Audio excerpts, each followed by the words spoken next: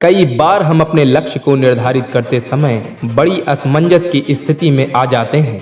हम अपनी क्षमता के अनुसार अपने लक्ष्य को निर्धारित नहीं कर पाते और जिस कारण बाद में उस लक्ष्य को प्राप्त न कर पाने के कारण निराश होकर प्रयास करना ही बंद कर देते हैं। तो आज के इस वीडियो में हम यह जानेंगे कि हमें अपना लक्ष्य निर्धारित करते समय किन किन बातों का ध्यान रखना चाहिए।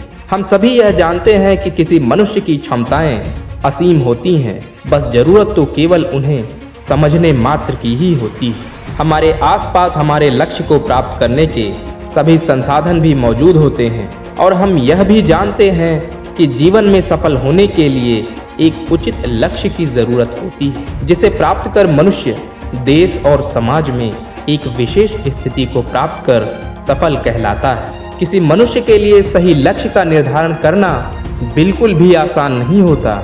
यह भी एक कला है या यूँ कहें कि इसका चयन वैज्ञानिक तरीकों से किया जाना चाहिए। यदि हमें अपने निर्धारित लक्ष्य की प्राप्ति का मार्ग ज्ञात होता है तो उस तक पहुंचना बहुत ही आसान हो जाता है।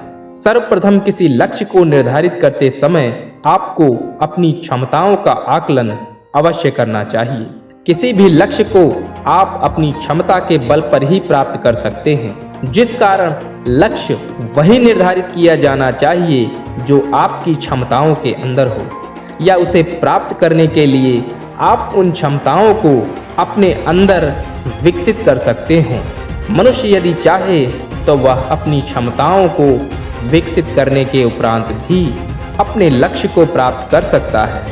अक्सर यह भी देखा जाता है कि हम दूसरों की सफलता से प्रभावित होकर ऐसे लक्ष्यों का चुनाव कर लेते हैं जो हमारी क्षमताओं से कहीं अधिक होता है। यदि आप ऐसे लक्ष्य को पाना ही चाहते हैं तो सर्वप्रथम आपको उस व्यक्ति के बारे में विस्तृत जानकारी कर लेनी चाहिए कि उस व्यक्ति द्वारा उस लक्ष्य को किस प्रकार प्राप्त किया गया। उसके बाद आप स्वयं से आकलन करें कि क्या आप भी वही क्षमता या गुण विकसित कर सकते हैं जिसके द्वारा उस लक्ष्य को प्राप्त किया जा सकता हो। यदि हाँ, तो आप उस लक्ष्य को स्वयं के लिए निर्धारित कर सकते हैं। लेकिन यदि आप ऐसा कर पाने में असमर्थ हों तो आपको अपनी क्षमता के अनुरूप किसी अन्य लक्ष्य पर विचार करना चाहिए।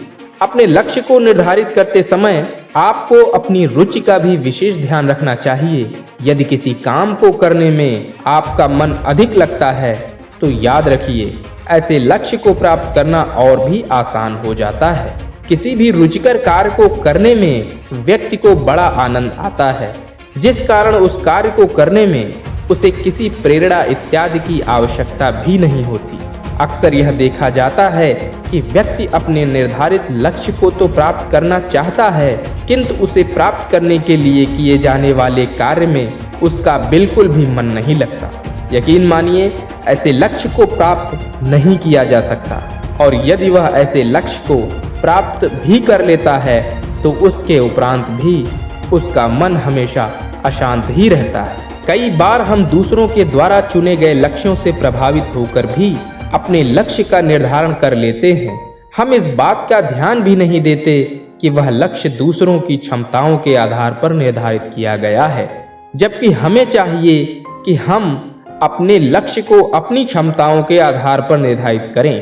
किन्हीं भी दो व्यक्तियों के बीच समानता होना संभव नहीं होता, तो लक्ष्य एक समान कैसे हो सकता है। इस प्रकार यदि हम दूसरों द्वारा निर्धारित लक्ष्य को प्राप्त करने का प्रयास करते हैं तो हमें बाद में केवल निराशाओं का ही सामना करना पड़ता है। लक्ष्य हमेशा सीमित होने चाहिए, अथवा एक लक्ष्य की प्राप्ति के उपरांत ही दूसरे लक्ष्य का निर्धारण किया जाना चाहिए। एक साथ अनेकों लक्ष्य होने पर भी हम किसी लक्ष्य पर एकाग्र होकर कार्य नहीं कर पाते, जिस कारण हमें किसी भी लक्ष्य की प्राप्ति नहीं हो पाती और हम अनेकों लक्ष्यों के बीच केवल उलझ कर ही रह जाते हैं।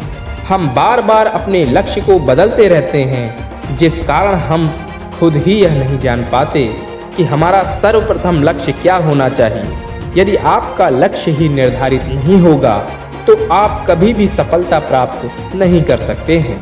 कोई भी व्यक्ति सभी चीज़ों के विषय में ज्ञान प्राप्त करने में असमर्थ होता है, इसलिए हमें चाहिए कि हम अपना लक्ष्य निर्धारित करते समय उस विषय से संबंधित विशेषज्ञों की राय अवश्य प्राप्त कर लें, जिससे हमें उस लक्ष्य को प्राप्त करने में आने वाली कठिनाइयों इत्यादि का ज्ञान हो सके, जिसके उपरांत आप अपने लक्ष्य को बड़ी ही आसानी से प्राप्त कर जीवन में सफलता प्राप्त कर सकते हैं। अगर वीडियो पसंद आई हो तो वीडियो को लाइक कर देना और चैनल पर पहली बार आए हो तो चैनल को सब्सक्राइब भी कर लेना, ताकि इसी तरह की मोटिवेशनल बातें कर हम अपने जीवन को और अधिक बेहतर बना सकें। और हाँ, अपनी राय कमेंट बॉक्स में लिखना ना भूलें।